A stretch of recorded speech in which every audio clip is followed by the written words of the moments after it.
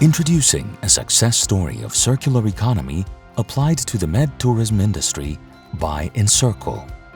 Incircle began with the objective to make the tourism industry sustainable and circular, to preserve and ensure the quality, efficiency, and availability of natural resources and help maintain the natural and cultural heritage, landscape, identity, and attractiveness of selected Mediterranean areas.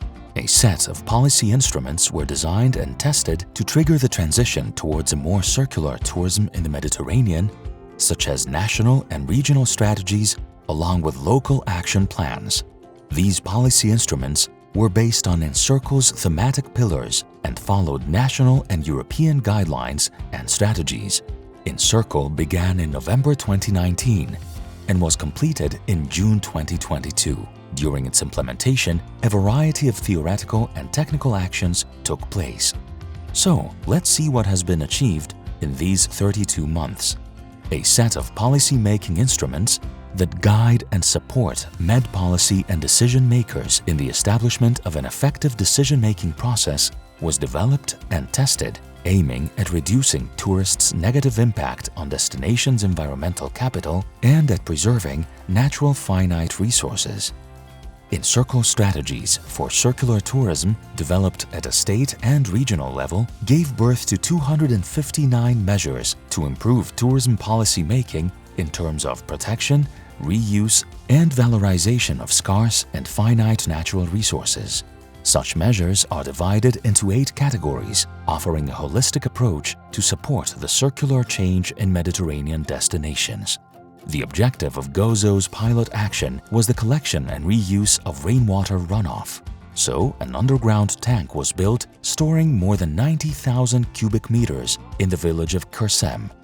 In Rethymno, electromobility was promoted in combination with renewable energy sources by installing 2 solar carports, 1 charging station for electric vehicles, and 5 charging stations for 20 electric bicycles and electric scooters with 2 bicycle racks for 10 bicycles. Rethymno's second pilot action promoted recycling and waste separation at the source by placing 153 waste collection bins at 3 different streams of the city's waterfront and at municipal beaches. In Larnaca, sustainable mobility and connection between the city's sightseeing sites were promoted. An online virtual guide and an app for cyclists and tourists with various useful features was created. Bike stations were installed at city hotels. In Himara, the objective was to support alternative mobility patterns such as cycling, so a 3.5 kilometers bike route was constructed connecting different beaches and rest areas.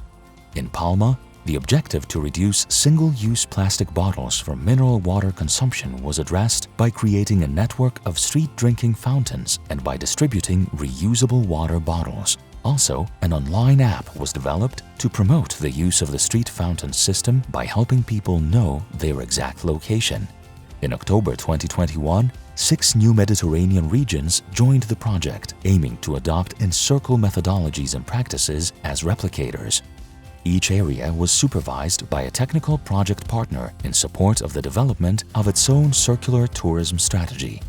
The most important part of Incircle's story is its legacy. Evidence-based and actionable, the work and results produced are a milestone to Incircle's biggest aspiration: to pave the way towards circularity in tourism.